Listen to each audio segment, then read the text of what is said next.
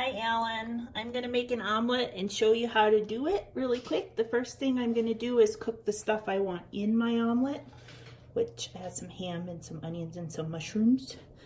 And here's my pan, and I know you do yours on a griddle, but I'll show you how to do the eggs once we get to that spot. But the first thing I do is set my pan to a 4, never higher than 4 when you cook eggs, especially scrambled, and spray it with a little bit of pan spray, like so.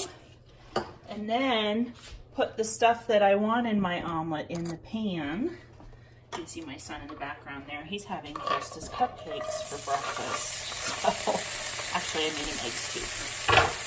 So, put the stuff that I want in my omelet in the pan. Stir around, and I cook all this till it's golden and brown.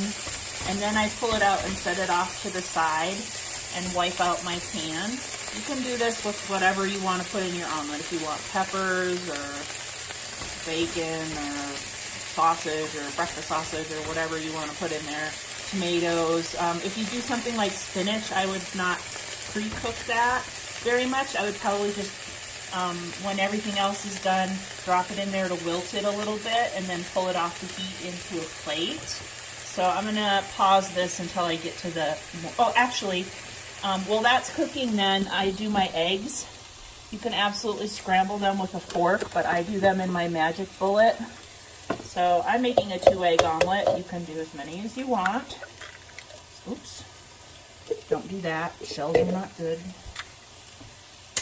So we put the shells in like so, or the eggs in like so. Shells just add extra protein. Yeah. My son thinks shells add protein. It's more like fiber probably. And then I just zap them in because I like them really well scrambled. Hope you can hear me. I like them really well scrambled for an omelet. So that's how I do the eggs while this cooks. You can see it's getting there. Kind of just want the onions to get brown. I'm not adding any salt because the ham is super salty. If I was using something that wasn't salty, I would salt this. I am going to add a little bit of pepper, just because I like salt pepper in my food. So when this is all done, we're going to pull it out to a plate, and then I'll show you how to do the omelet and fold it.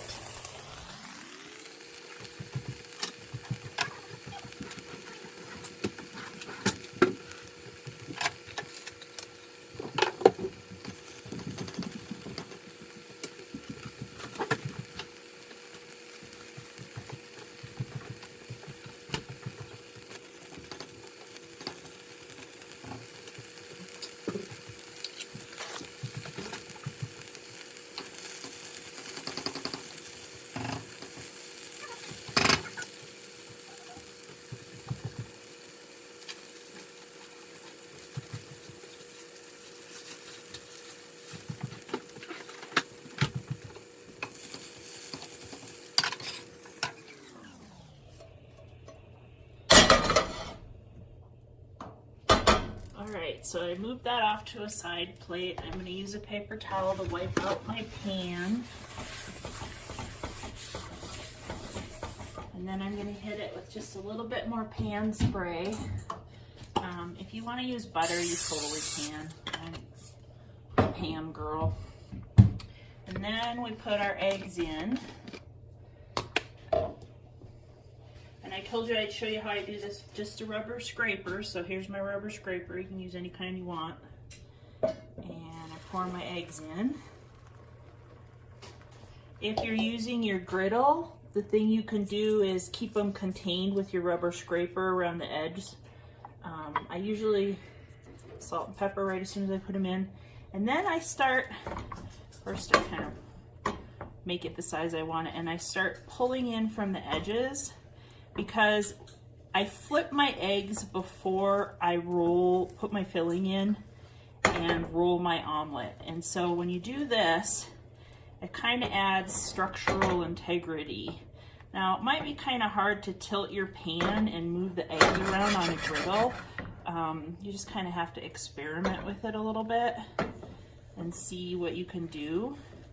And then once I kind of get all the runny stuff off the top, then I tuck all the edges around so that it's going to be easier for me to flip when they're done enough. Now that's the key. If the eggs aren't done enough on the bottom, when I try and flip this over, it's all going to fall apart, and that could all fall apart. I mean, that could totally happen. It does happen on occasion. So it's certainly not foolproof, but it's a way to do it that doesn't have raw egg in the middle, which I see a lot of like restaurant chefs make omelets on TV and stuff, and the eggs are like raw like this when they roll it, and that just grosses me out. I can't eat raw scrambled eggs. So this is kind of my technique I came up with to combat that. And if it does fall apart, we'll just put it back together. We're gonna put cheese in this bad boy, and cheese is like glue, right? So we'll just stick it back together again. It's cooked on the bottom, not quite there yet. Then we'll flip it.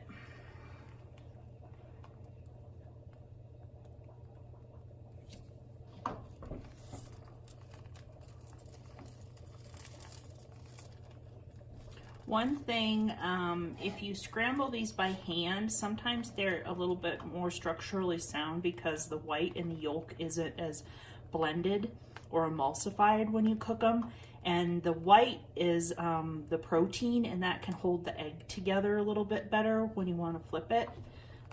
We'll just see how this goes. I have a feeling this is going to all fall apart on me, but we'll see. Sometimes I flip it in the pan, and sometimes I use a spatula. If you need to use a pancake turner, you totally can. This one was a little loosey-goosey, so I didn't want to use the spatula.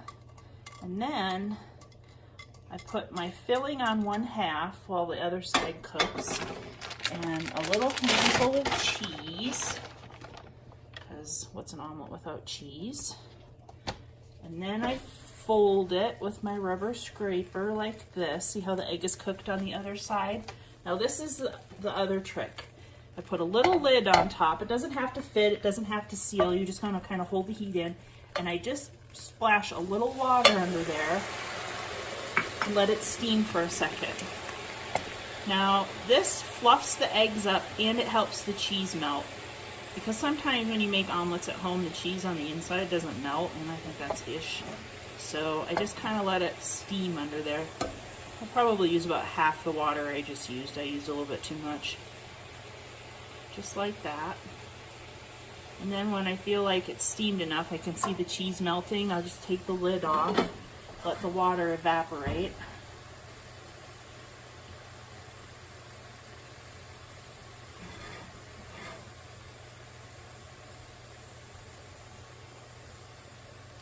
It also helps to keep the bottom of your eggs from getting too overcooked while you go through this process, the steaming part. So once that water evaporates, then we just put it out onto a plate, and there you have it.